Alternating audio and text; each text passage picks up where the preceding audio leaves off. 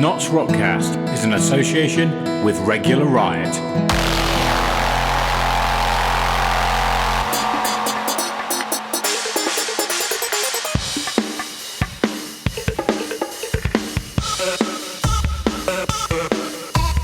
Welcome to NottsRockCast, the Notts Alternative Scene podcast.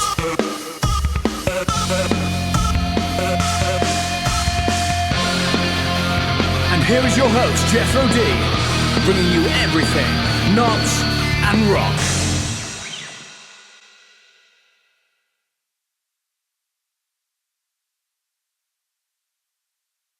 Welcome back, Notts Rockers, to NRC-046 over YouTube. Yes, we're having fun with these. Today is a guy from a company that some would say is not totally alternative, but it's worth a listen. So, as always, hit that subscribe button, ding that bell, so you can be notified of more shows and podcasts. Right, welcome today. I'm in the ye old salutation in the Cromwell Snug, and I'm with Will Robinson of I'm Not From London. How you doing? And I've got to be honest, like I just said just before we started the podcast, I wasn't too sure what I'm Not From London was about, because Luca talked about it. So would you like to introduce yourselves and tell me what you do? Well, I'm a promoter. So first and foremost, that's what I love doing. Yeah. We started in 2005. So yeah, next year will be our 15 years. Yeah. And we put on lots of different bands for lots of different people. We're kind of like I really like garage rock and punk. Sorry, I'm bumping around. It's quite creaky, isn't it? Yeah. And hip hop, a bit of indie, and that's kind of what nights are mainly. But we cover lots of different things because we've just been around so long in Nottingham, and it's such a small kind of and connected scene. If venues and things want us to do specific type nights, then if they wanted to have a jazz night or they wanted to have a pure rock night, there's enough people kind of know and do know each other that we can put together nights specifically for people. But the nights I really like doing are nights that kind of psyche and garage rocky, punk, and a bit of hip hop. So we're promoters, and I started out promoting bands. First night was upstairs at the rescue rooms in the bedrooms, and went on from there. And then I kind of started getting to like some of the bands, and there was a band called Hot Japanese Girl, and they made me want to start a label, so we turned it into a label. And then so it's a label as well. It's kind of I've gone from being promoters to becoming a label, because we put out the bands that we really like, and then we do music publishing as well. So we try and get bands onto TV and adverts and chase up royalties from on live performance. We do a little bit of label services for people who are setting up labels who don't quite know how to do it. Like there's a lot of producers who can run labels. They can pick the music and they can work with the music, but they're not quite sure on the admin side. Yeah. So a lot of times we do that for people when they're starting out. So kind of a bit of fingers in everything, really, just because it's all connected, and because we do it full time. And music's not the most lucrative of occupations to be in when you're sort of starting out or to a certain level. So we found it's the way we've done it is by doing bits of everything. Okay, that's interesting. The night we've got about 20 gigs a month that we'll do in different sort of venues and guises. And that's within Nottingham then? Yeah, made in Nottingham. I mean, last week we went to the beautiful town of Scunthorpe. Oh, right. Scunny. We do stuff in Hull. We do the odd nights in London. Yeah. Ironically enough, it goes down quite well down there. Oh, cool. So but mainly, Nottingham, because that's where we're from. And that's, I'm actually from Watford. Okay. So my accent's a little bit more southern than a Nottingham person. But I've been up here 15 years. But when I moved up, everyone was asking me, was I from London? Because it was a lot more sounding like a Londoner. So that's kind of a thing I used to have to say, that no, I'm not from London. I moved to Mansfield as well. I lived there for 5 years before moving to Notts, because my parents moved there. And it's also it's when I first moved to Nottingham, all the bands that were doing well were all moving down to London to kind of got to a certain level. So when I first started promoting, all the bands I started knowing said, "Oh, we moved down to London because like we want to kind of move on to the next thing as a band." And I think they felt like they had to do that. A lot of bands, or especially a lot of singer-songwriters were getting anywhere because there wasn't so much of an industry here. You know, you had the old sort of. You'd had like obviously Earache Records and Pitch Shifter and things, but there wasn't any sort of one breaking out in the kind of indie folk or pop for a long time. And that's changed now, you know, the infrastructure's a lot better. But at the time, it was kind of saying, we've got stuff going on up here, or it's not all London-centric. Yeah. You know, and it's also a line from my favourite film, which is With Nell and I. So they moved in With Nell and I, Richard E. Grant and the other guy, Paul McGann. I don't know the film. Really good film. Really very quotable if you watch it. You probably recognise the quotes once you watch it that other people have said. But they go to Yorkshire for a holiday, and they keep saying that they're not from London because they think they'll get treated better. So it's kind of all those three reasons in one. That's why the name came about. And I didn't even have to ask, where did the name come from? That's brilliant.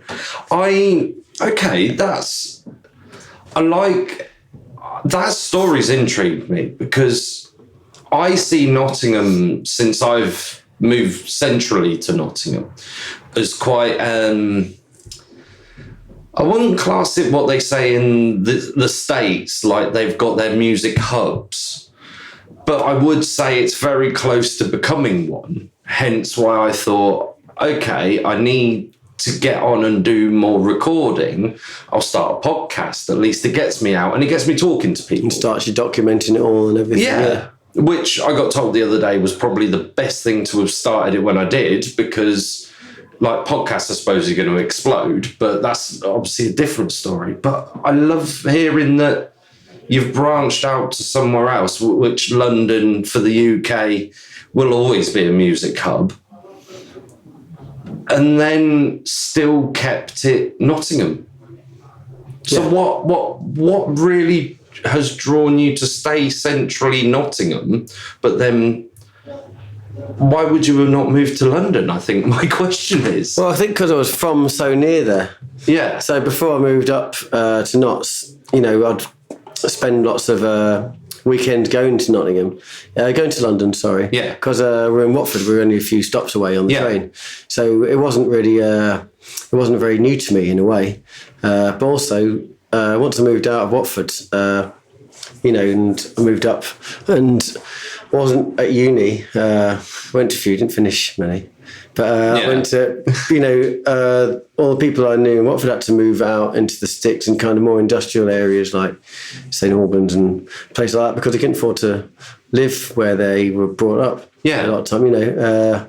I certainly like you can get a lot more for your money up in Nottingham for living. Living, like the cost of living is like massively different, you know. Like my friends who've moved down there, you know, like just the house is small, the flat's small, and they tend to not go out so much. And it's a big thing when they do go out, and they end up staying in their small kind of areas anyway, because it costs so much just to get about and to get, you know, around. So it's trying to escape from the pond life. A little bit. Well, I just found Nottingham I just really liked the community. I really liked the, you know, I didn't really think that was what it was about when I first started doing it. But looking back and looking at what I do, it's always really about the community. As in like the different sort of friends you've got and the things that they do. I found that really interesting, and also being able to help them if there's someone maybe they might have.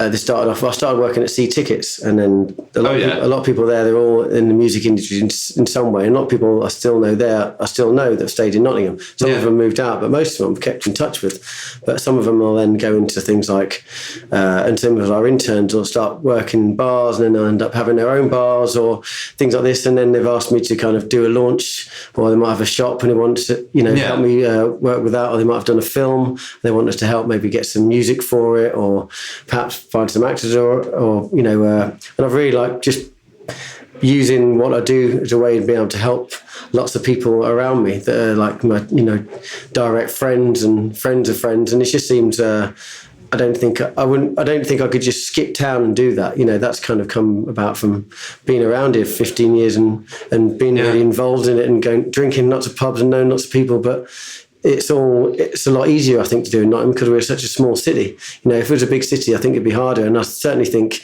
it would be nigh on impossible to do what I do in London because people wouldn't probably stay around that long. Yeah. And they haven't maybe had the sort of... So it's great to have sorry, I'm just trying to get this in my head. It's great to have a home base like Nottingham because you can keep putting on like the staple gigs, like your bread and butter, and then branch out to London for your chocolate and creme fraiche or something. We'll do nights. Everyone wants to play elsewhere, and that's how I first started doing nights because everyone was bored of playing their own city, Notts, but they want to play other places. So when I was at C Tickets, someone rang up, wanted to speak to the head of promotions. So I said that was me.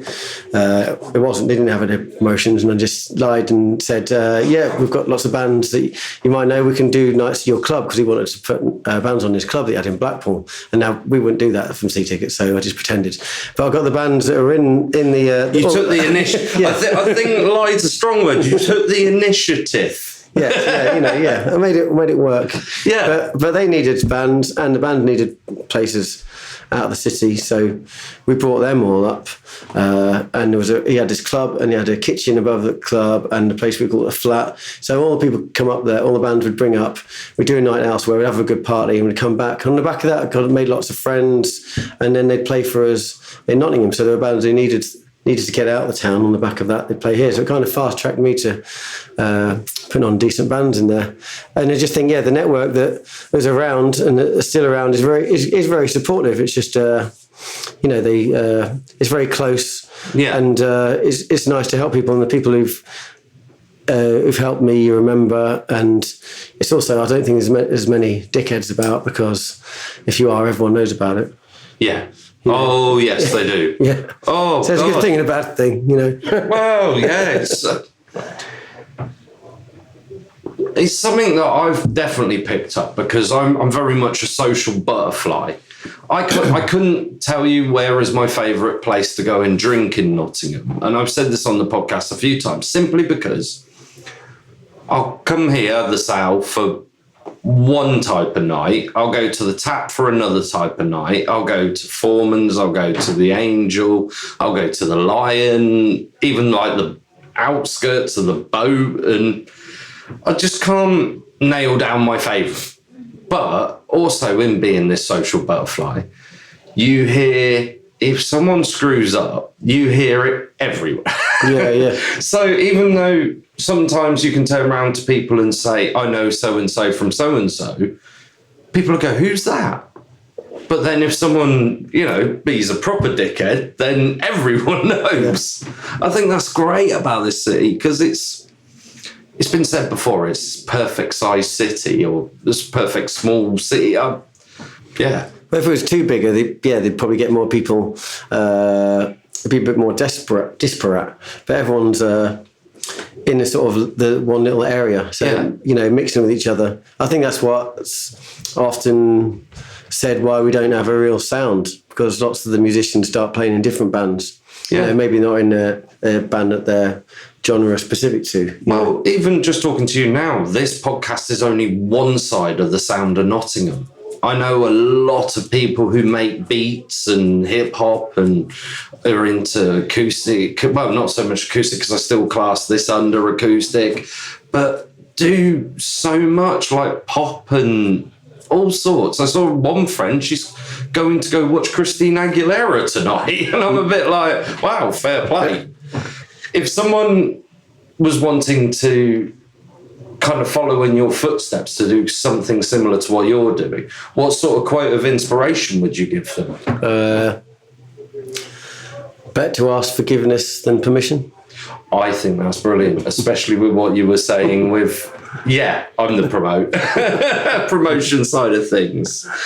Do you live by that one then? I think it comes in handy quite a lot when you're not sure if you should ask forgiveness or permission. I think sometimes it's good just to kind of take a little bit of a risk and do it, and I think I think it was giving advice to new people starting. I'd say start as young as you can. Yeah. Don't be a dick, and do it for the right reasons. I mean, do it because you really love it. Really, Just don't do it for the money. Don't do it for the money because there isn't any. No. I mean, but you can get to you can probably. I consider myself very lucky. I can make ends meet or make a living from it. That's taken a long time, but I think there's a lot of people who would go into it and they might expect it straight away. Yeah. You say you've got to do it because you really like it, and then things kind of come from that, and then you start getting work because you're busy. Yeah. Like they say, if you want work ask a busy person to do it. I was just going to say exactly the same quote. I don't know which podcast I heard that off, but someone said if you want something doing, hand it to a busy person. Because I think it might have been Warren Hewitt off Produced Like a Pro. Yeah. Because then it's in their sort of nature to keep doing it, and the more you do it, the more you get a name for yourself, and especially in a place like Nottingham, that's a good thing to do because it's got a community that's big enough to kind of you can make an impact relatively quickly. Just stick at it, I suppose, and be nice. Would you class yourself as part of the alternative scene then? It's a hard one. I certainly think I'm of the independent, do-it-yourself scene, but if it's kind of alternative rock, it's probably not something I put on that much. Although I've got lots of mates who do. Like Chris Ike, for example, who put on a lot of... Which I've had on the podcast. Yeah, and he's like... if you class that as the alternative scene, whereas if you class the alternative scene as unsigned bands, then certainly. It's pretty much unsigned bands I go for. I think... If it's unsigned bands, then generally. But then there's lots of little labels that I'll put it on. But we do live in a city that, is quite... it's almost monopolised, really, because you've got the bigger sort of places. You've got Rock City and Rescue Rooms and Bodega.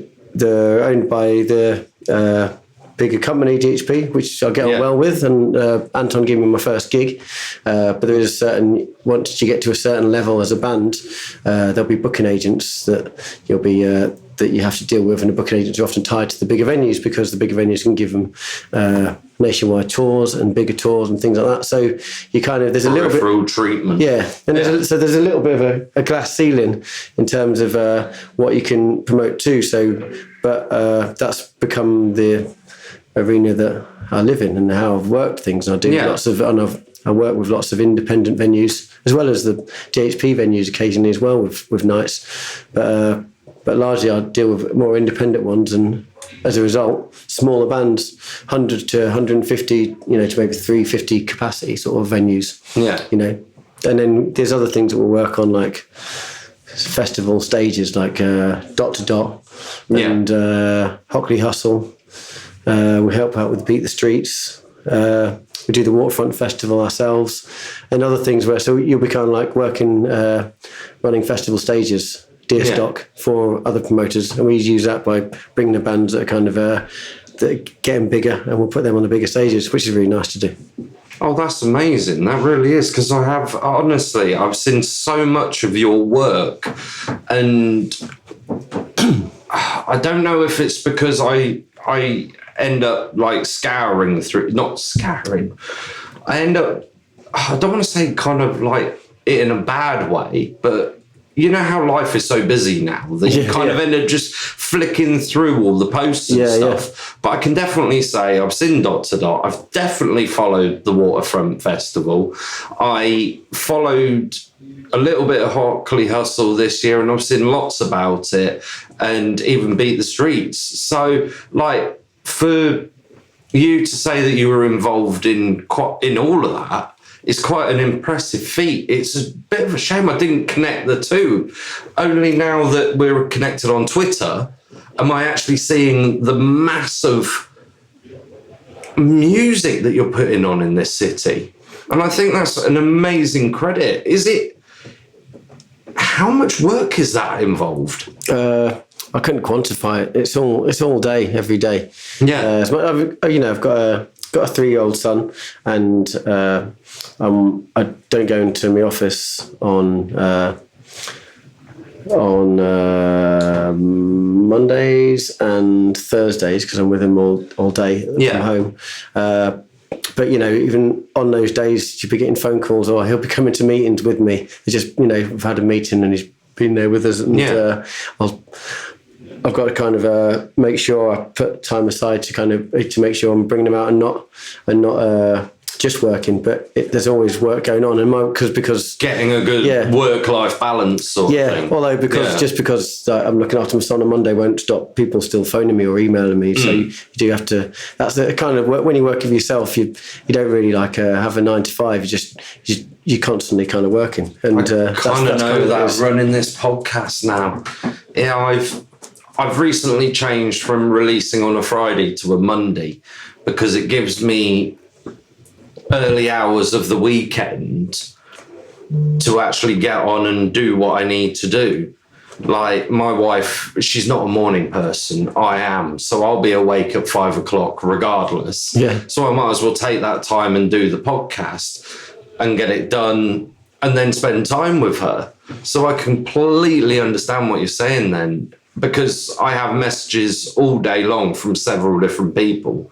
Even like we said before, I make cables all day long. Yeah. And sometimes I'm sat there like trying not to look at my phone, but knowing if someone's messaged me something important, then I kind of need to see it. Yeah. So, well, like if I'm away, if you're away on a night where you have a gig on, because it's quite hard. We do 20 gigs a month. A lot of the. Do you attend every one of them? No, well, I can't. I just physically can't. Sometimes I've got 3 on the same night, at the same time. Oh wow! Sometimes I've had to pretend. You have to pretend to be in 3 places at once by dotting in and waving and going to the next person. Yeah. And the one, whenever you're not at a gig, you're the worst person in the world as far as the bands are concerned. Yeah.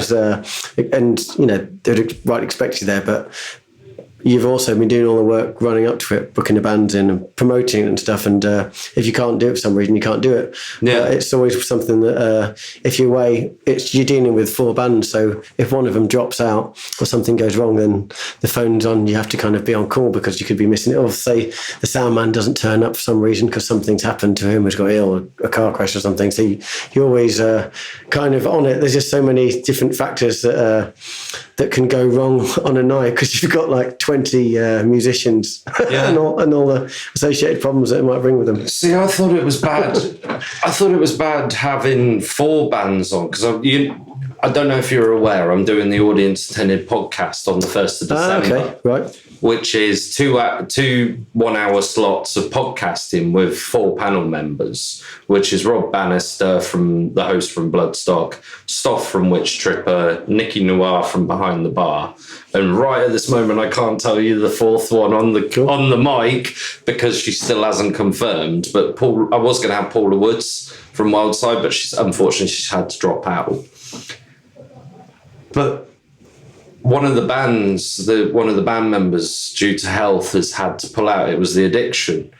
And I thought when I kind of had it in my head that I was going to start this audience-attended podcast that, I'll get one of my promoter friends if they want to help me or just arrange the bands so I don't have to worry about that part. And then I thought to myself, well, it's only 4 bands. What's the hardest this could be? And to be honest, trying to keep in contact with all of them has not been the easiest thing.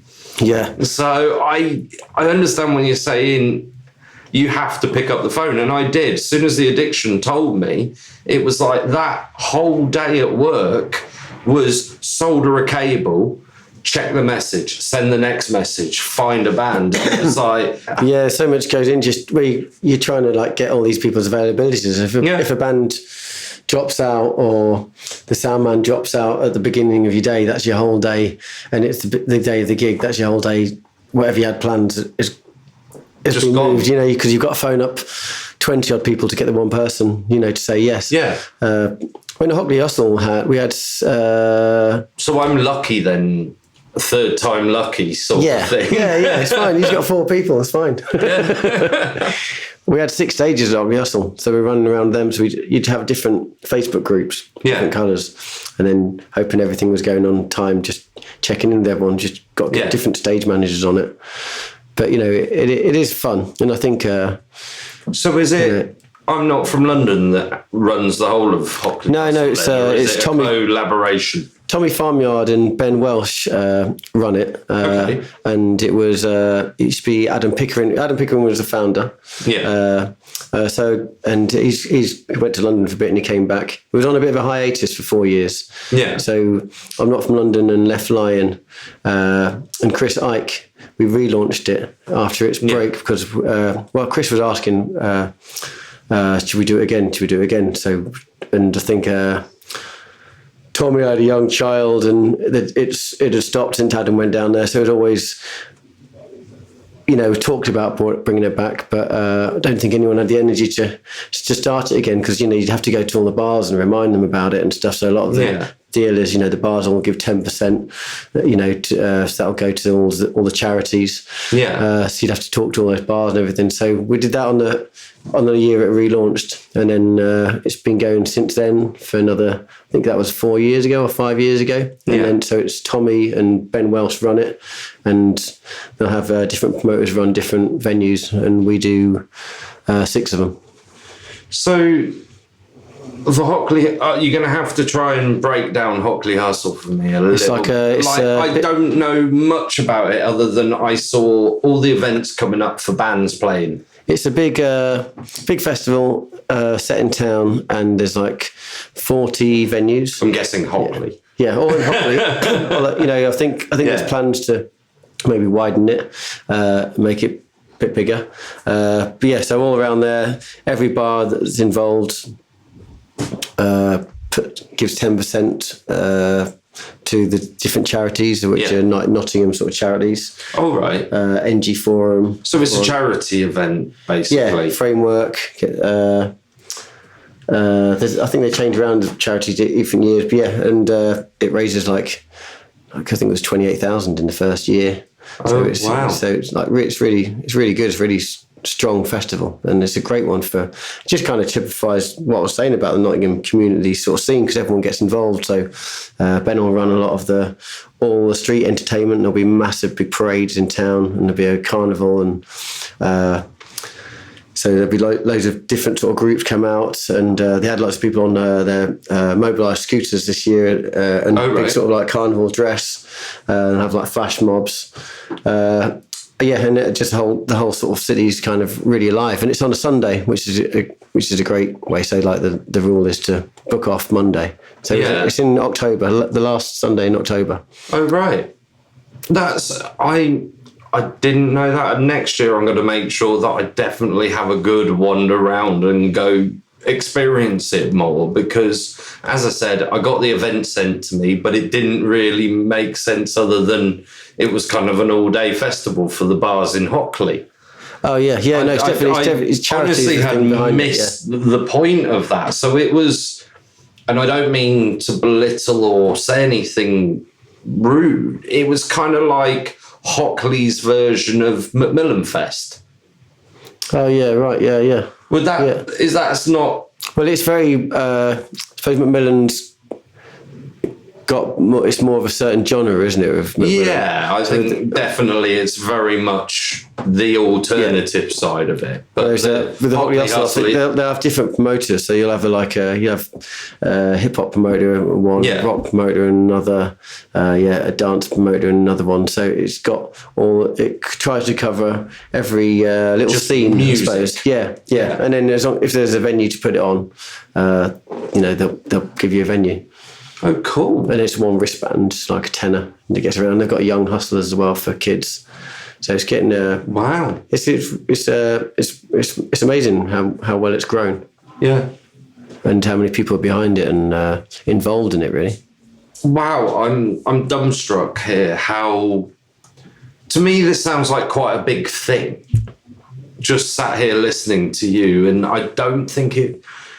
it was played up as much on social media, to my eyes, as I think it probably should have been, as the grandeur of the event you've just explained. I think that in itself is it's almost like how Nottingham does things. We kind of like just, I think we're all really comfortable in our own bubble. And because we've got such a nice sort of collaborative scene, we probably forget to actually tell everyone about it and shout about it a little bit, I think so. I have to keep reminding myself every time I talk, like, I've got to mention the audience attended podcast. I'm like, I've got to get the tickets together. I didn't get them together. I've only just put them behind the bar of the Sal on Monday. And I'm like, how the hell am I meant to do all this? Someone help me. And I, honest to God, everyone that I've contacted and kind of said, how do you do this? How do you do that? Has gone like this. And I'm like, do you think it's even going to work? And everyone has gone, relax, it'll be fine. I'm like, wow. So I can't even imagine being in your position. Yeah, I mean, if there's one person who hasn't found out about your gig, then you've got work to do, haven't you? You've always got work to do with promotion, I think, with definitely bands and everything. But so it's kind of a bugbear of mine at the moment. Social media. How do you find it yourself? I'm guessing you're the one that's primarily involved? Yeah. There's so much to take in, isn't it? There's so much stuff to do. There's so many different platforms. Like, just there's people who work with us, and there's interns and freelancers, and a lot of their jobs when they first start coming in is to help us with the social media, and then help push it just on the different platforms. Because I'll be on Facebook a lot, but then I've got 2 accounts because if you start inviting people to a certain amount of events, they'll cut your access. Yes. So you have another one to jump onto and things like that. And then, so Instagram and making sure the photographs are right. But it used to be seen as just a small thing, didn't it? Social media, just something as a bit of an add-on. But now, like, you look around the world and like, pubs, I know, it's a job. If the people, it's a full-time job, isn't it? Being a social media person, and then you've got to be aware of not just shouting about yourself, because my job is telling everyone all the time that this gig is going to be brilliant. Come to it. There's only a certain amount of ways you can say that, you know. So you also, and when I'm talking to bands as well, like and giving them some tips and stuff, it's always like, if you can be engaging, that's more important. And if you can be talking about other people's stuff, champion other people's bands as well, and things like that on Twitter, and people are then more likely to retweet you for starters, but then they're not always seeing the same thing. And then you got to do things like double bluff Facebook's algorithms and things, because if you say things like come to my gig tonight or come to this, it already picks up on you're a promoter and you say gig and come to this, so it'll restrict your post. Where I didn't know that. There's all these sort of things you've got to do, like I'm going to be telling Phil Cord tomorrow he's going to need to listen to this. Yeah, there's like the things, do you know Phil? Tricks. I've heard the name Phil Cord. Torturous Promotions. Oh, that right. He does more of the real heavy end of metal. Did he ever used to do things at 7? I don't know. I can't remember whether he said that or not. But no, he gets banned quite often for promoting his gigs on Facebook. Right. And then they just ban him from doing anything. Yeah, but I think if you send out too many links and things, restrict your access and stuff. But I did one post, and it was my business partner took a picture of me eating a Kit Kat, and then it had loads and loads and loads of reach, and with a cup of tea. And then, if there's anything, you'll say something silly, like, or you post a picture of you and your child or a dog, and then it's got loads of reach. But if you say something like, "Do you want to come to this gig? It's really good. I've spent loads of money on it." Like, no, there's no reach. There's no likes. Here's what I did a little while ago. I decided to put a couple of posts on Facebook and moan. I can't even remember what I moaned about. I was just like, yeah, whatever. I'm going to put that out on there on the podcast name. And I'll tell you something, I had more interaction through the moaning posts than I do through, here's this band this week. They're on the podcast. Please like and share. doesn't happen. Yeah. And it's like, is Facebook restricting it, or is people just, like I said earlier, flicking through because the day's kind of a busy day for everyone? Yeah, misery loves company as well. I think, I think that's very true. You moan about things, I think sometimes that gets people like that, and they prefer it. They can bond with that. I've got to try and work out how to get myself down to earth in my own way. Like I keep telling people, I wish I could just hand my admin to someone else, but I've got the 2 rules of the podcast, which is no Brexit, no politics. And there is no way, unless I wholeheartedly trust someone, to hand over the podcast social medias. Because I've said it before, I don't want someone to have a bad day and go, oh, fuck this political party, or, oh my God, that person's done this. I just can't allow it. I want the podcast to be... What, non-political sort of thing? Well, impartial.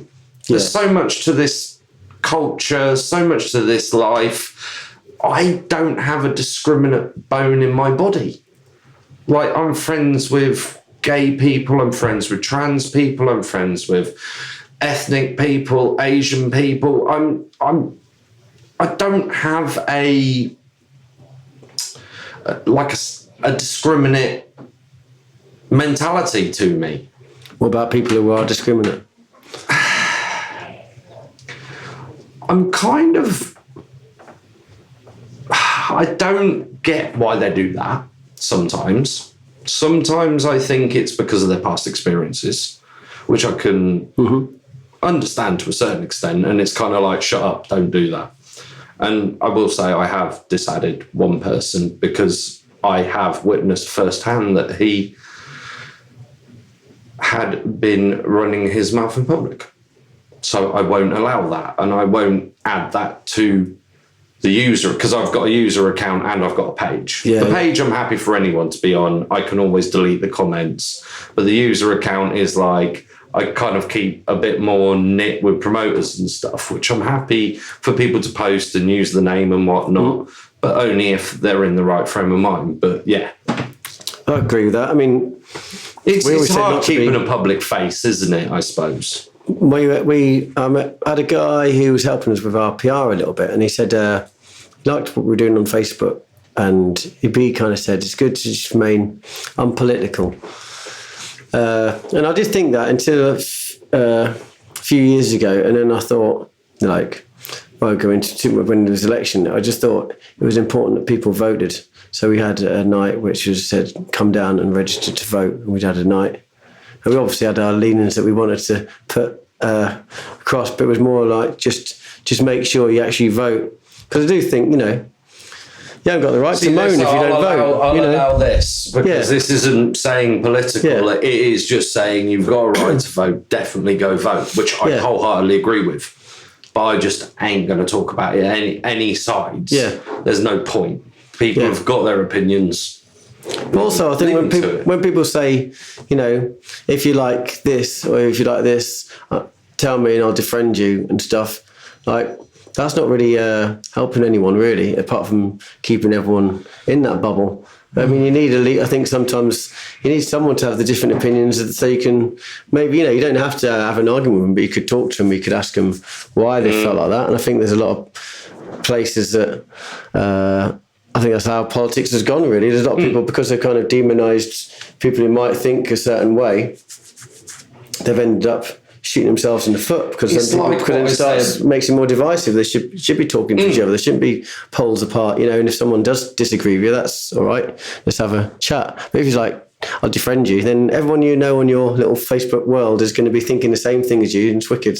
And then you find out that some elections have gone completely the way you didn't expect it to, because you hadn't got anyone you knew in your friendship group that thought that way, because you got rid of them all. Fair enough. Right. I'm going to move on with the questions.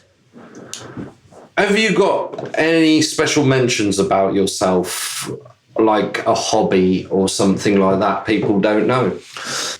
Other than gymming and swimming, is one of the things that I do quite a lot. Do you gym quite often? Was that your gym bag you brought with you? But, cool. But recently I've got into carrying a gym bag around me, not going to the gym and going to the pub which is a dangerous. Okay. Sorry about this. I have the intention of a gym, and I might do after, but then you have a couple of pints and it gets wiped out. I just feel that is the only way. It's the only time I don't have my phone on me. Yeah.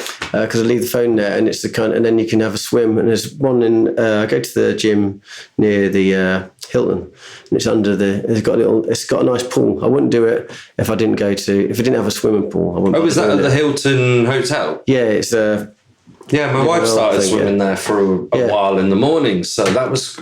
Yeah, it's really nice. It's got a little steam room, and it feels like you're like a Roman underneath the ground.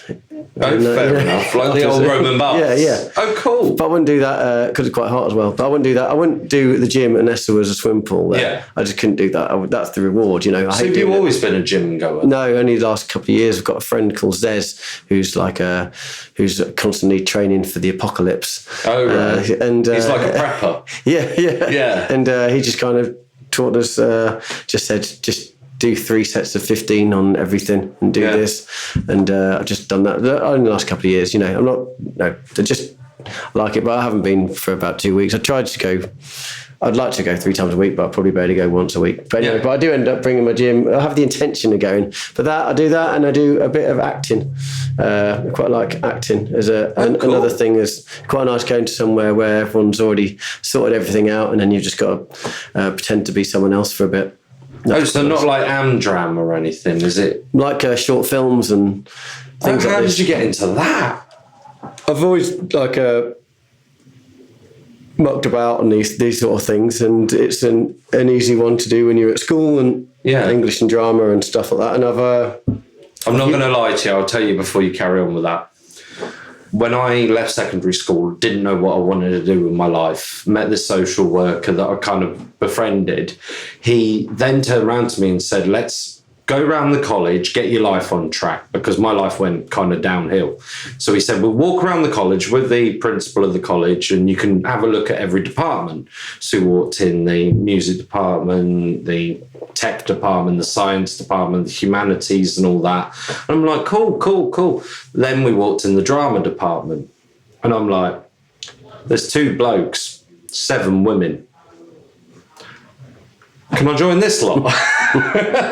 Anyway, that's my it's exactly why I got into drama. It's exactly why I think why people should learn foreign languages. Yeah. I think they should hold up pictures of non-British people and say, if you'd like to get to know these people, you should learn to speak their language. Yeah. I think that'd get more people in the language classes.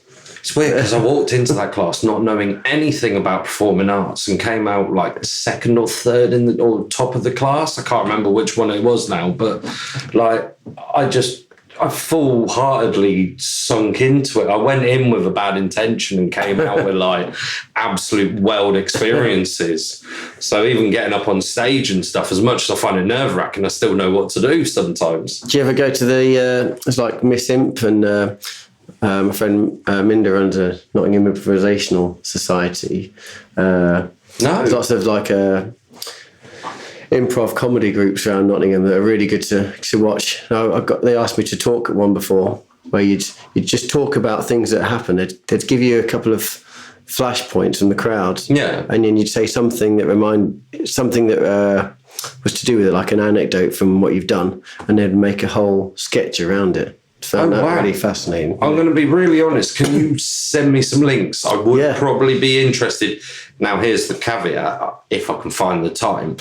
Well, there's one called Rhymes Against Humanity. Oh, which right. are really good. And they'll do improvisational musicals. Cool. So they'll pick a topic. No, you just everyone each week tries to hear me singing, and I can't sing. Well, if current music has taught us anything, it means you don't have to sing to be able to sing. Did you want to carry on about the drama before? No. Sorry, I kind of feel like I cut you off from saying something. Well, there's a film my mate Vaughan does. Check out Vaughan Teufel, Teufel, and he's working on another film at the moment. He's a good short filmmaker in Nottingham. He got us in one of them called The Captain, and the people who did that. I really like films, and the people who wrote the soundtrack to that, he worked with Swans, the guy from Swans, and there's these other people who there's a documentary at the moment about swans, and there's a group in Nottingham called Dock and Roll. They'll probably be people you get on. They do lots of like music documentaries. Okay. It started in London. They brought it up to Notts. When I'm editing this, I'll definitely check that out and make sure I put some links in the show notes for that one. Yeah, check out this. It comes. I think it comes in January, but it's a big Nottingham film festival. Yeah, and they'll have music documentaries, and we'll put music on to accompany it. yeah. Right, I'm going to say we're going to take a break for 5 minutes, and then obviously music will play. But we'll be back with the second section of Knots and Rock. All right. And don't forget to check out NottsRockCast on a podcast player, as there's more media and content on the actual podcast than on YouTube. Right, welcome back. This is the Knots and Rock section. I'm here with Will Robinson from I'm Not From London. Promotions and record label. Yeah. Yeah. Wow, see, I remember things. I really enjoyed talking in the first half, as I said during the break. I love it to bits. And like we were talking during the break, I extend to promoters of music that feel the music's going to be beneficial to the podcast to say, send me your music if you're a promoter of bands that you're dealing with, and I'll give you a shout out for it. So I just wanted to say that over the podcast, because I know I forget so much stuff. It's unbelievable. So what do you love and enjoy about Nottingham or Notts or Nottinghamshire itself, not so much the alternative scene? But you mean music or? Well, just Nottingham as a city, I suppose, if we're talking about Nottingham itself. I know we touched on it a bit in the first half. Yeah, I mean, like, I quite like, well, geographically, I quite like it that we're so near both north and the south. It's quite nice, you know, to be able to go to Manchester and sort of New York and Liverpool with about the same time as it takes to go down to London, you know. Yeah. I really like that. I like it that it's a uni town. I quite like that. I think that keeps it kind of fresh. Really, I miss the students when they go away, especially as a promoter. You know, there's a lot of people who don't go on with the students, or they'll, you know.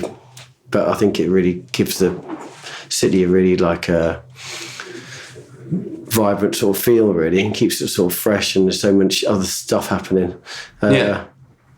I like how there's it's easy to get into sort of. I really like the arts and the culture scene. It's quite supportive and easy enough to get in with. You know, I mean, I think I've obviously been around for a while, so it's a bit hard to say like it's not clicky when you know some people in it. But I've personally found people who, you know, have come to the city and then they're very quickly integrated in it. Yeah, and I quite like that. I think it's quite accepting. You know, as a kind of pub goer, I love the fact that I don't have, you know, you don't really have to make that many arrangements. You can kind of go into town and normally, like, if I go to the Angel, you can hook up with a few friends and you can kind of have a night that you haven't really planned to happen. You know, I think that's quite nice. That's cool. Do you go to the Angel a lot then? Yeah, that's probably where I'm mates with the owner, and he owns the Fleece as well. Oh yeah. So I do nights at both places. Yeah. And he used to have the Alley Cafe, so go back quite a long way. And then I was friends with with Sean, who had the Angel, and who also had the Fleece before.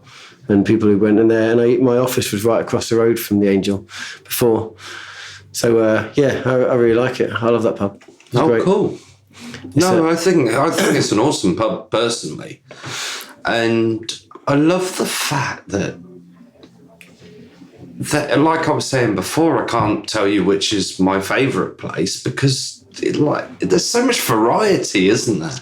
Yeah, it's. I mean, there's a lot of places. Some places around Hockley that you wonder how long they're going to be around. Some of the new bars. I don't drink tend to drink in some of the ones because they're more like expensive places that you might go for a first date and then go somewhere. You know, they're a bit kind of pricey, but then even then, you know, when you go down to when you go down to London and stuff, it's probably like I think just as you get old, you just start wincing at everything as inflation happens, you know. Yeah, I'm completely in agreement with that. I was looking at how much the pints cost in here at the Sal, and I had to take a step back from myself and go, "You're from Henley-on-Thames." Like, they're now paying £4 odd a pint, excluding Wetherspoons, because Wetherspoons doesn't really count. That's just where you go get cheap beer. That's the whole point of it, yeah. But like, to go in a local pub, I think it's now around about £4 a pint of ale, as well as up here it's about £3.50, £3.70. So you're talking, wow, that's still quite a difference, isn't it? So I completely get where you're meaning. You get a bit wincy as you get older, and yeah, it's crazy that, isn't it? Yeah, you just go for different reasons, and you go to those sort of places, you know you're going to spend more. There's lots of theme bars, isn't there?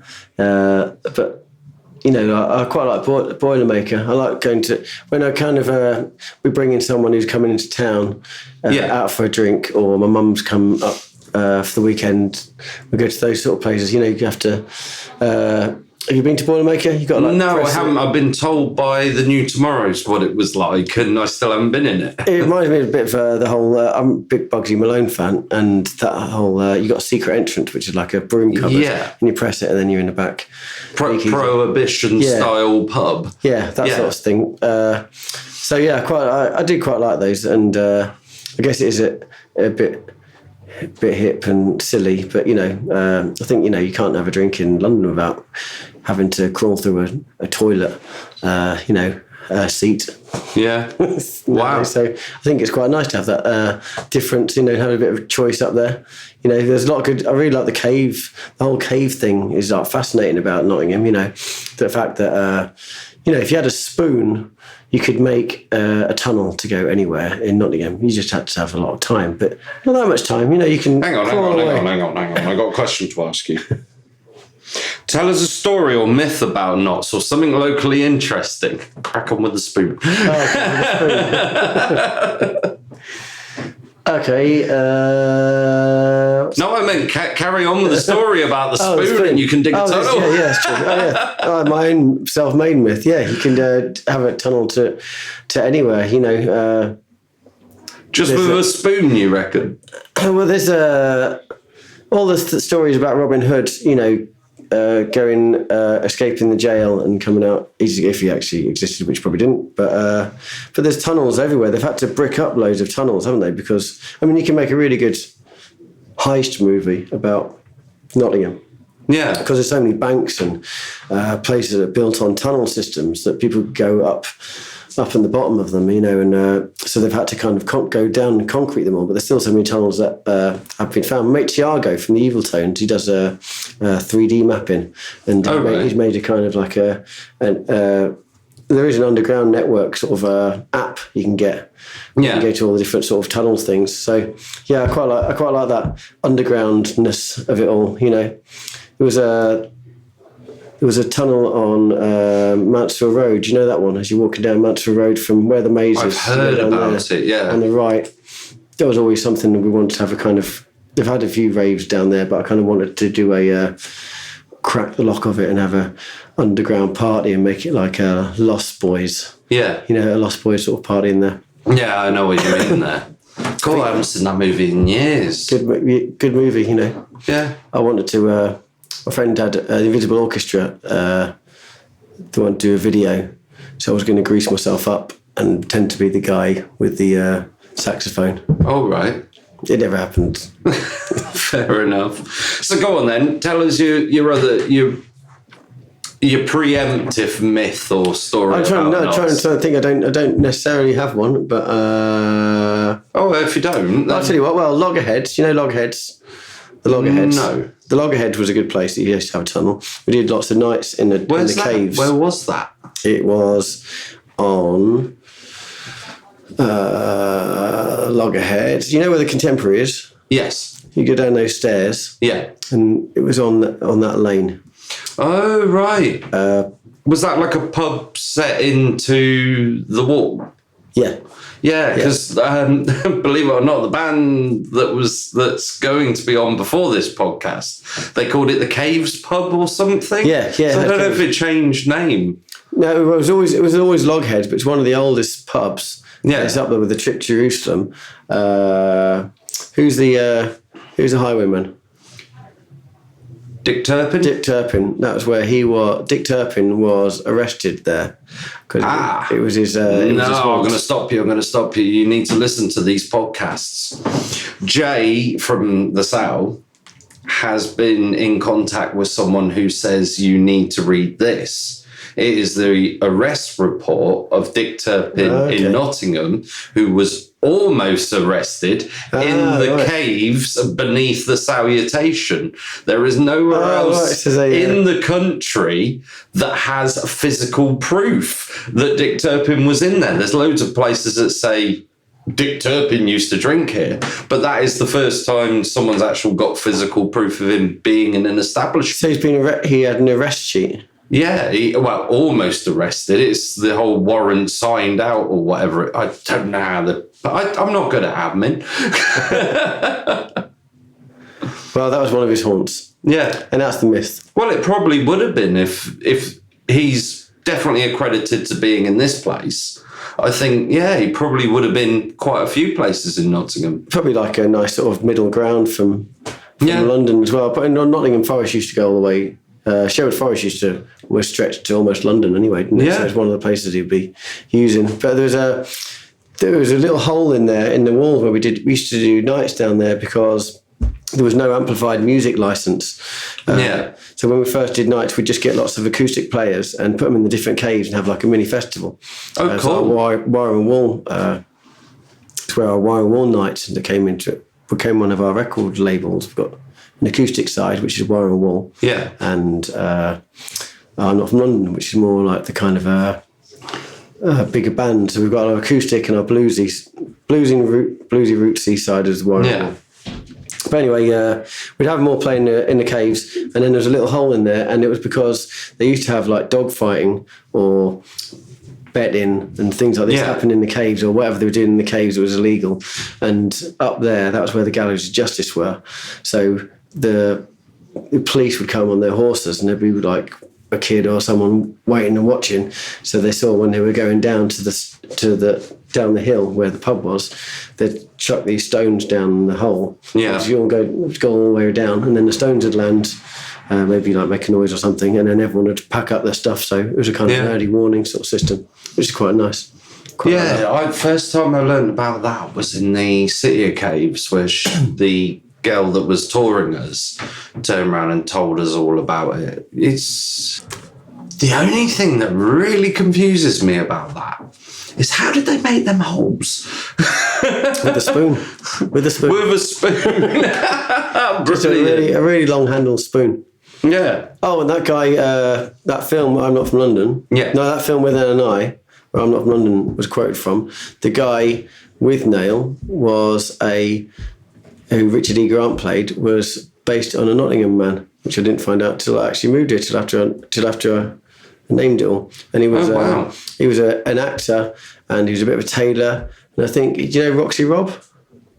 No. He's a kind of tailor. He used to be a tailor, debonair character around Nottingham, and he was friends with him. You got to watch that film. I'm going to. And the title... It was funded by... No, what's the title called? With Nail and I. With Nail and I. And I think it's 30 years... Okay. It was 30 years last year that the film was made. Handmade films. 80s? George Harrison was one of the producers.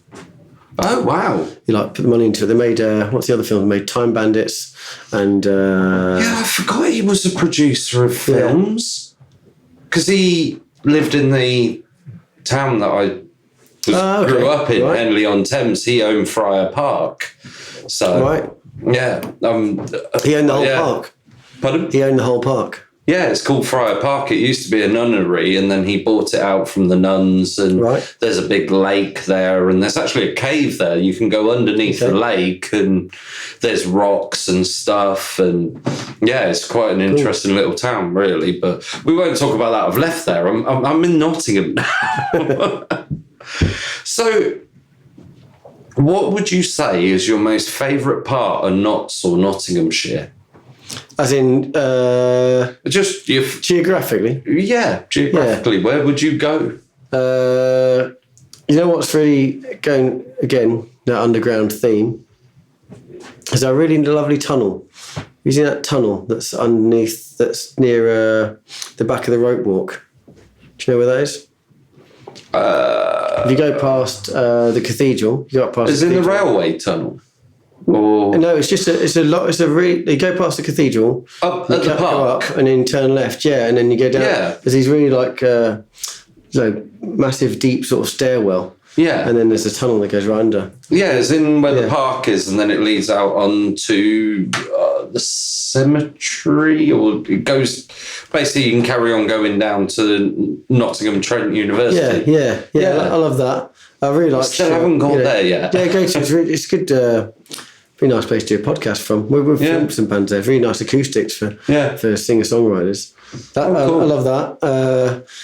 I live in Sherwood, and I like that whole little community, that part of it. Oh, cool. And the Arboretum, obviously, in Nottingham, probably the most beautiful part of Nottingham is the Arboretum in the sunshine. It's great. Yeah. Lovely little part.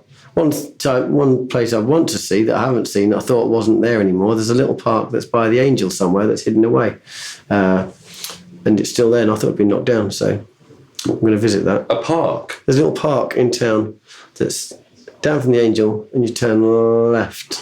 And I didn't know it was there, but it's there still. I thought it got knocked down. Oh, okay. You're going to have to send me a pinpoint on well, I don't know where it is. Maps. Okay. It's a secret park. Oh, okay. I'm going to have to find this park out. Not that I ever found the time to get there. Oh, God. Fucking time. Every time. Yeah. Right. Okay. Sherwood, I think, is my favourite part of Nottingham. Yeah. Just for the little villagey feel of it. Yeah. Oh, cool. Okay, what is your most treasured musical object? And it doesn't have to be an instrument. Oh, right. Okay. Treasured musical object. Some people have said like photos and band T-shirts, and some have obviously said instruments and just something music related that you treasure dearly. I've got a Jew's harp. I don't know if that's the official word. Did you call it? It's like a mouth harp. Oh, right. But my grandma, it was my grandma's. She was really good at playing it. So it was like a ding, ding, ding, ding, ding, ding. You put it in your... It's I think I know what you mean. Painful instrument to play or learn. Yeah. She was really good at it. And mouth organ as well. So we've got a mouth organ that my grandma had. So I'd say those two would be favourite little objects that we have. So they've been inherited from your grandmother then? Yeah. She was really good at playing them. It was our party piece. I'll say that one. We've got. I bought a trumpet recently. I thought I'd try and. I've got cystic fibrosis. And I thought it would be a good thing for me to learn to do that, because strengthen my lungs a little bit from playing it. Because it's so hard to play. So I got off my friend Roy, one of our van drivers, who was selling it 30 quid, which would be quite a good buy. My friend James assures me. Yeah. But James, he's in the Invisible Orchestra, and he said, if you're going to learn anything like that, learn the trumpet, because it's just the easiest one to carry. Yeah. Well, it is. It's just been in case and you're away, I suppose. Yeah. So I'd just like to get to... I just want to play that... I've got to go to the park to kind of at do that it. speed?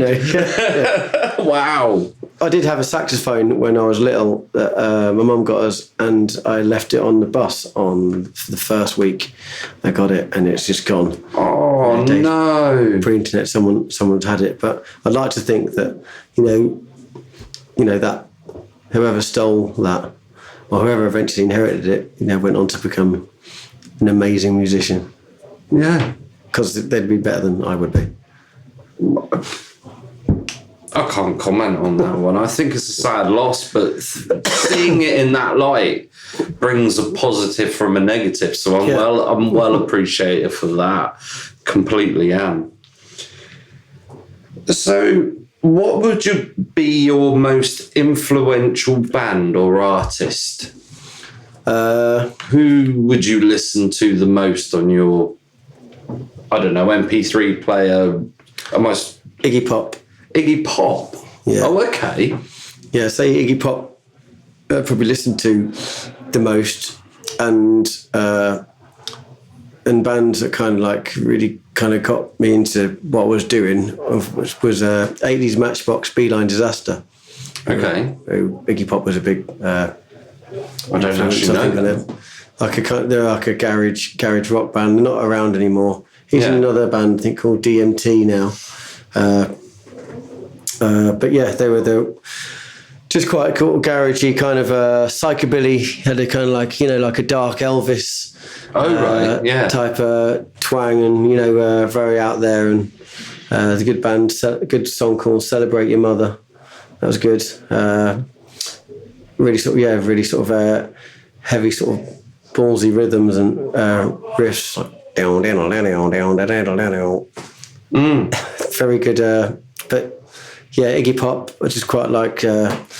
I'm a sucker for a good, show person, Yeah. I think that sort of thing just, is why he wanted to do gigs or get involved in it, that whole, For the showpiece. Yeah, just having a really good sort of party in the, the stage, the crowd surfing, and, there's a really good book called Wonderland Avenue, written by Danny Sugarman, and Danny Sugarman was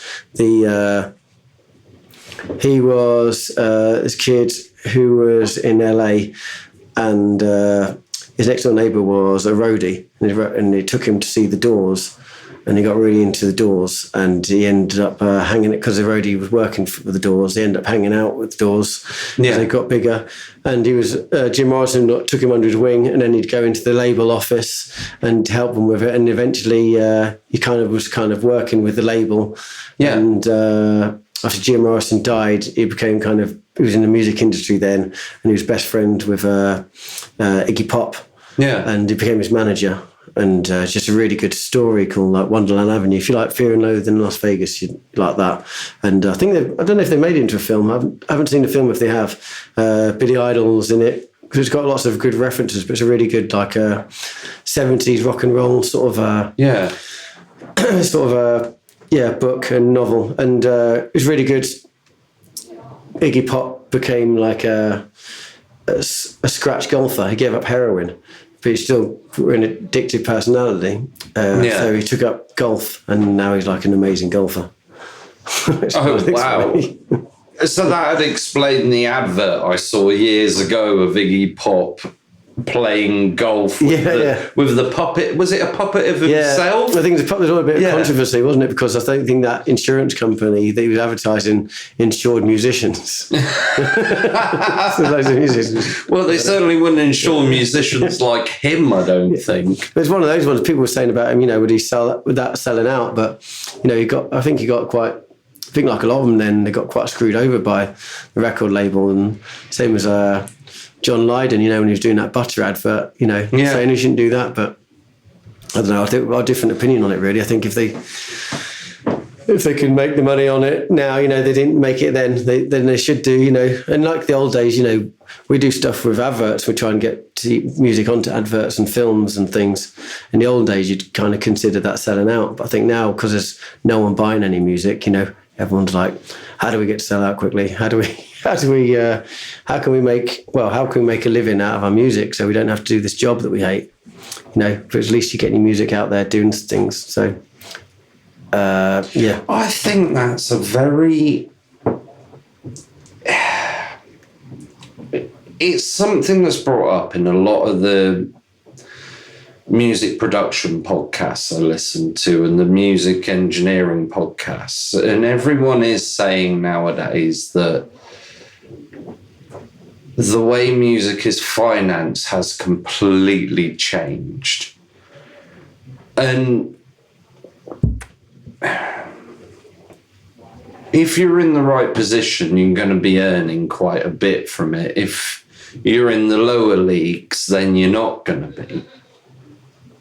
I think one person said, like I spoke on a previous podcast,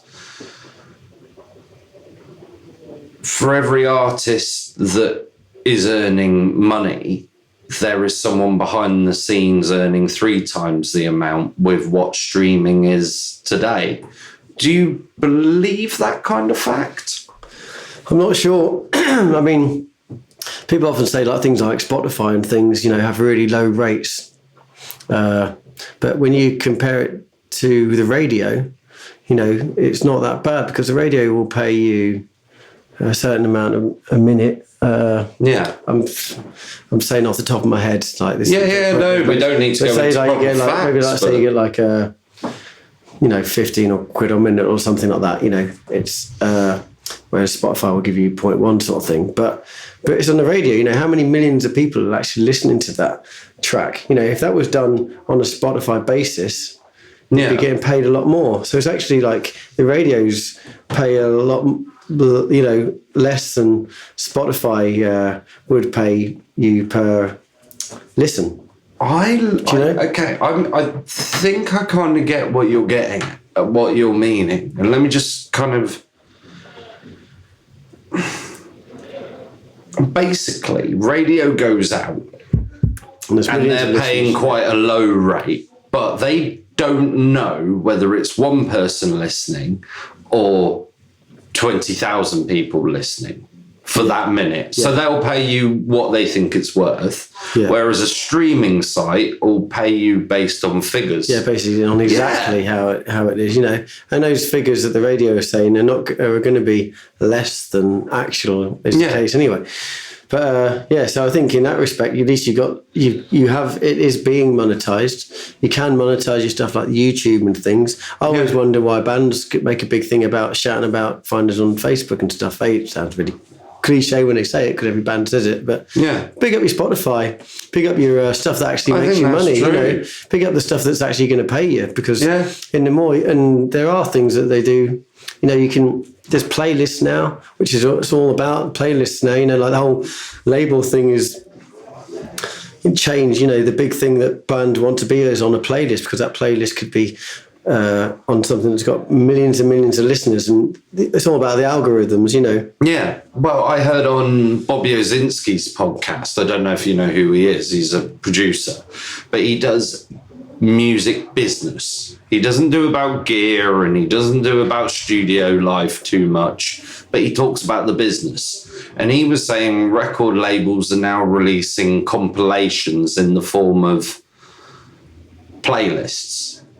Now, the thing that he can't get his head, or at least from what I understand, that I can't get my head around, is they're doing these playlists with 90% their artists and then 10% another label's artist. And of course, it's them bringing people sideways into at least listening to their 90%. Yeah. Because if they've got a popular artist on a playlist, then there's a chance that playlist might get listened by other people and then get lots of other people into it. And so do you do a Spotify playlist? Yeah, we've got one for I'm Not From London. And the other thing is that there's a New Music Friday, which is a thing that labels now submit to. Oh, so right. you'd give them like a couple of weeks. You tell Spotify, you get your distributor and everything planned with a pre-order link. And then you tell your... distributor, you tell Spotify this is coming out in a couple of weeks, in the hope that it gets played on a big popular playlist with lots of listeners, because that will mean that you'll get paid out of it, but you also get introduced to lots of other people. It has the whole industry has changed in a way, because like I really like getting vinyl made. for our releases. But it's a worry, are people going to buy it? If you've got to get a minimum of 300 vinyls made, that's why it's kind of a nice thing to get. But I think people would prefer that than getting a CD. I think I would actually think... I'm still a CD man, personally. Oh, yeah. So you listen but I know people... So did your computer take CDs? It doesn't. And did your car take CDs? I don't have a car. So where do you listen to your CDs? On your CD player? You got CD player? Guess what? I'm going to put my hands up right now. You put me in a corner. I've said on the past 3 or 4 podcasts that I need to go and buy a CD player for my studio. Oh, you haven't got a CD player? Well, no, I need to go and buy one. Right. I still haven't bought one. I keep looking at them. I keep going, okay, I want a rack CD player that can fit in my studio, or one part of my studio racks, that then I can walk in, turn on the desk, turn on the speakers, turn on the CD player, probably patch a couple of cables, but I don't want to turn on the computer. I want to leave the phone downstairs. Yeah. But the problem is I still haven't bought the CD player because I'm still going, right, do I want it with this? Do I want it with that? Is that too expensive? And I'm going... Just buy a fucking CD player. So you collected all the CDs and you've got nowhere to play on them. But I do, honestly, convert every CD I've got to MP3. Well, yeah, and most people, I suppose, you get downloads with codes with them anyway, don't you? Yeah, but I still love the fact that I can physically own that music. Yeah. And I say it on the podcast a lot. If you go and watch a local band, if they've got merch, go buy it. Yeah. And from a recent experience promoting someone's CD, I will say to every band that's listening right now, get someone that's boisterous to walk around after your set and promote your CD. Yeah. That was the band. Did you hear that band that was just on? Yeah, got the CD right here. Yours. Usually 5-6 quid, but you 4 quid. Yeah. Sold. Yeah, 100%. And I think, you need to, that's such an important thing for a band to have. Someone who's can sell their music. I think definitely, and I think something like that is a memento. And even if you want to say, oh well, to be honest, give us an extra quid and I'll go and talk to the band and I'll get them to sign the CD or something stupid like that, I think would probably be a really good. It's personal, isn't it? Yeah. I think that approach is personal to the person that you're engaging with, instead of saying at the end of your gig, we're on Spotify, go download our latest release. Yeah. Yeah, I mean, the way people are selling things, there's an artist who did a video. He had limited release, but he did a video of him playing the piano. Then he blew up the piano, and then his release was the piano keys. And you get one key that was limited, and you get a download code with it. And that was wow. Sort of thing, And so I was thinking of ideas like that. I think maybe if you just even give them patches, have you download with that. But I'm not sure just don't know how well CDs. I'd be interested to find out. I mean, you changed my opinion a little bit because you didn't have a CD player, and yet you buy the CDs. But then once I do buy a CD player, I definitely will be then plugging it in. But yeah, I mean, MacBooks and a lot of new computers don't have it. A lot of even cars don't sell it. Have them anymore. So you wonder if it will get obsolete, if it will be brought back. But I think vinyl, is a nice thing to have. It's just it's so expensive to make. Yeah. So is it about, with vinyl, is it about having something physical in front of you, or is it the sound? I think it's about having something physical in front of me, to be honest. Yeah. I think the sound is great. I just think the vinyl looks better than a CD, and also feels to me like that's what a record label should have, and you should have a band that at least has 300 fans that will buy your vinyl, which is, but it could be the case that I just have like, a Wendy house for my son made out of vinyl. Yeah. There's no one to buy it. Saying that, I have an original pressing of Dark Side of the Moon in my living room. I have a copy of Machine Head by Deep Purple, Physical Graffiti, Led Zeppelin, and Greatest Hits of Deep Purple. And I'm sure I've got another vinyl and I can't think what it's called. But I've got a few vinyl and I make sure they're pride and place in the house, literally in the living room. And they're good talking points. Yeah. And I think the best talking point that I ever had for the Dark Side of the Moon with this interest that I had, turned around and said, I love metal. I'm into the most, I know everything about metal. And then turned around and said, what's that on your wall? Why is there a diamond in the middle? And I'm like, okay, so you love metal that much, but you don't know what Dark Side of the Moon is? I'm just laying that one out there whilst it came to my head. There's a band, Gay Bikers on Acid, and they had the Drill Your Own Hole vinyl, and you get a little drill with it, a little, like an Allen key with a drill in the end, and you'd have to drill your own hole in the record. They made them without the hole in there. Oh, I didn't know. Oh, yeah.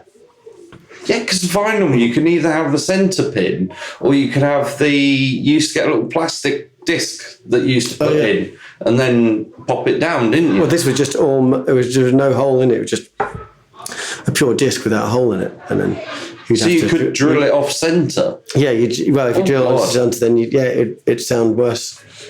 But, wow. Yeah. That's interesting. But yeah, I just think people...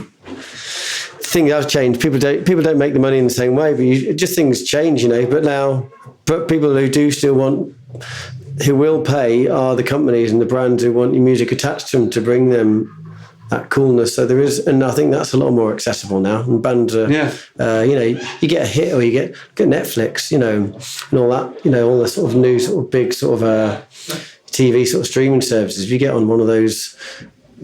One of those programs, or you imagine becoming the lead sort of song to it, then that can make your career. That means you can give up that job that you got in the call center and focus on your music and stuff. But I'm coming at it from a different point of view than a musician. I'm coming at it from a business or industry point of view. But I'll do the same sort of thing as I was the same. If a band had the ability to play a load of cover songs, and I know some bands who have done that, and they could make their money in their spare time, getting 100 or each per member a night, rather than doing the other job they hate, but they're still playing gigs and stuff. Change the name and call it a different name than the actual band name. I'd say do it, because I can't do it. I would definitely do it if I could do that. I think there's a fine line between. It's not for everyone. Believe it or not, everything in this life is not for everyone, but it is for someone. But I think there's a fine line when you're in a band, when you've got a band together, between it being an art and it being a business. You have to, a bit like we were talking about work-life balance. Yeah. A band kind of has, I feel, really should balance that whole business and art. Don't take anything away from the art, but make sure you treat it like a business sometimes. Yeah, you've got a point there. Yeah. Because you do need to get on social media. You do need to get your physical copies out. You do need to get your advertising, band shirts and stickers. Stickers, the best thing I ever got told, buy stickers. Hand them out like cookies, right? People will take them. And then they'll sit in a bus stop and they'll twiddle their thumbs as they're waiting for their 3 buses to turn up. They'll unstick it and stick it to the seat of the bus stop. And then another person will look down and go, who's that? And then search it.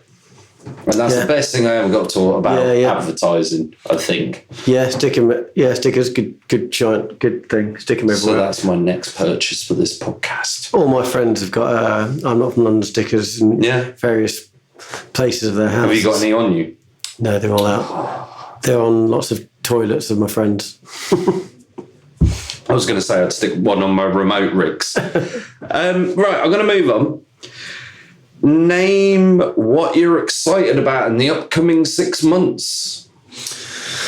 Well, it's... if you want, I can tell you when this podcast is going to come out. Well, it's going to be 15 years of I'm Not From London next year. So... 25th of November. 25th of November? Yep, so anything after that. Okay. Yeah. It's going to be 15 years of I'm Not From London next year. So our big thing will be the Waterfront Festival. But we're also wondering about doing another sort of, maybe the one for I'm Not From London. We had a big gig called Outstanding in the Fields. So we might do another festival to kind of mark that. It might just be a smaller thing, but be something outside. I get quite excited about outside festivals, mainly because they're so risky. Because it's like you can literally like lose everything if it rains. Yeah. Or it can be really nice if it's sunny. But I want to do something big for that. We've got lots of we're starting to do festivals at the Lion. You know the Lion? You said you go down there and... Yes, I have seen that. Roz that runs it. Yes, yeah. Yeah, absolutely lovely. Yeah, great. And we've had a couple of all days in the last couple of months, and they've gone really well. So we've got another gig December the 14th for Christmas all day. Then we've got 28th of March, and we're going to do a few every 3 months and just have a kind of big sort of all day sort of festival thing. And yeah, there's another. We're kind of looking at. We might possibly be getting a venue next year. That's something. A venue. That's where we're looking at that sort of looking around. So I think it might be about time to maybe tread the boards in that area. So you don't have to say whilst I'm recording. You can tell me afterwards. But I'm kind of interested. Is it going to rival like the smaller venues, or is it going to take on something like Rock City? No, it'll be a small place. But okay. It'll be it'll be like I said, a big community space where we'll have like multifunctional sort of things happening in it. So that's the next thing that we've been looking around to like watch his space on that one. And then we've started this the Caribou Club, which is a real, like after the war, everyone was in the 1940s and 20s after the World War One, was everyone having a sort of swing swing sort of clubs with a sort of a bit like the Cotton Club type thing. Yeah, dance hall. Yeah, we're starting to band and dance hall, and we're starting a silly night that's going to be like lots of silly stuff happening. Like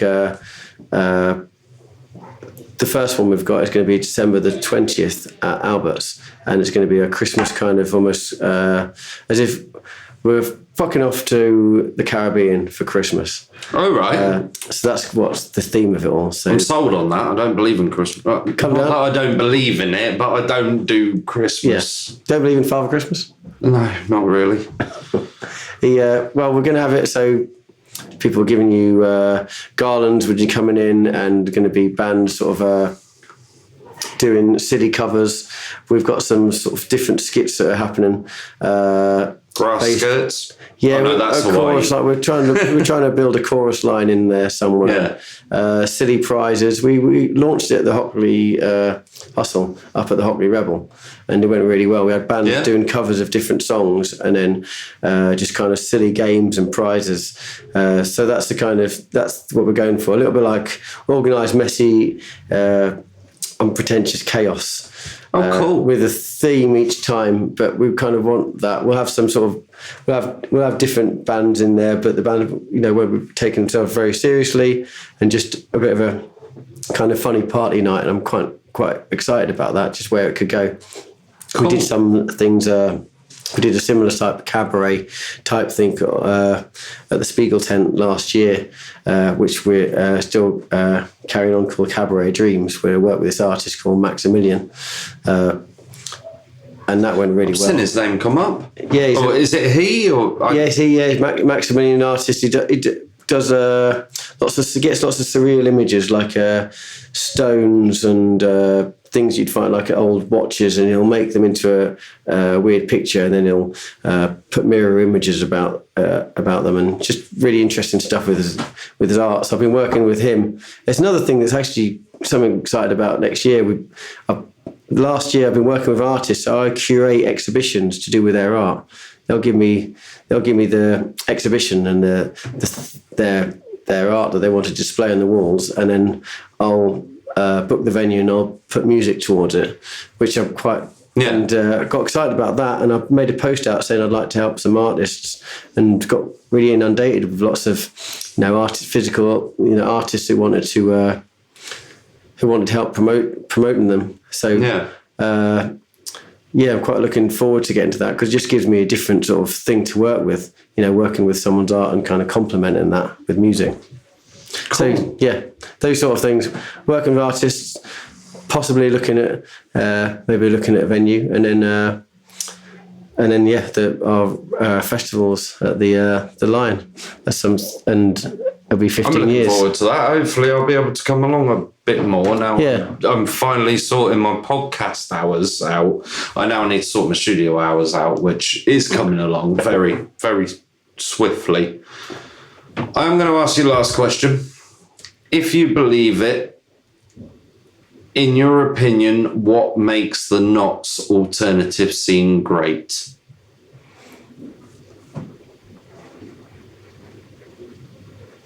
I think, probably the belief that they can do whatever they want to do, and they'll be supported, and I think they will be supported. And I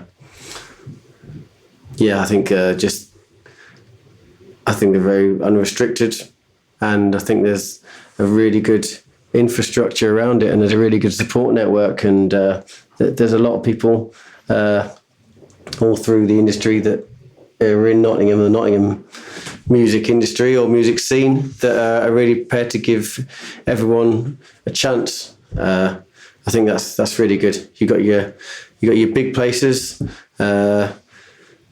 like Rock City and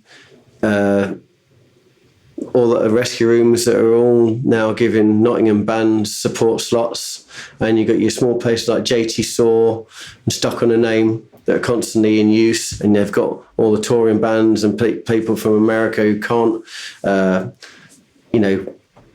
haven't got the sort of numbers to fill the big places, but they have got a scene where they can play a gig and people can pay the money to go and see them. And of course they can bring their own beer. That money goes straight to the artists. And I think, we're quite spoiled as a city, really, for a punter's point of view. But that's really good for a musician, because there's no excuses why you shouldn't do it. If you want to do it, you can do it. It's here.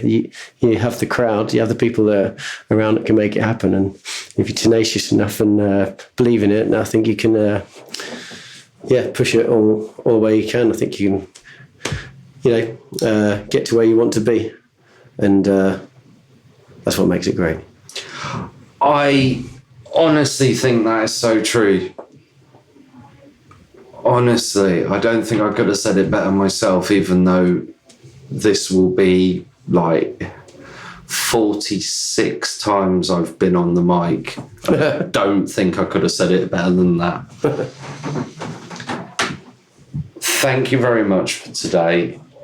I like to give the last word to the guests. So is there anything else you'd like to say, anyone you'd like to thank before we bring this to an end? I'd like to thank my beautiful wife, Naomi, and all the people who come to our nights, and all the people who work with us from I'm Not From London, who have worked with us and who are going to work with us, and all the people who go to gigs, and all the people who don't ask me for the guest list. I know I like to give the final word, but I'm just going to say all the people that don't ask to be on the guest list, fucking amazing people. Just, you're amazing. Fucking people. Anyway, let's bring this to an end. Thank you very much for today. You've been absolutely awesome.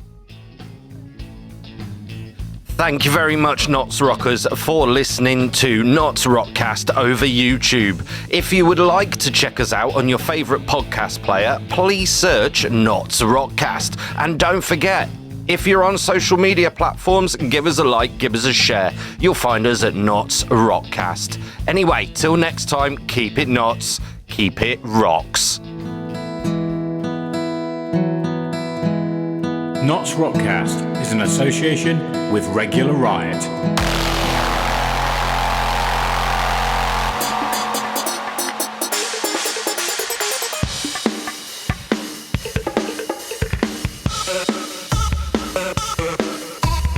Welcome to NottsRockCast, the Notts Alternative Scene podcast.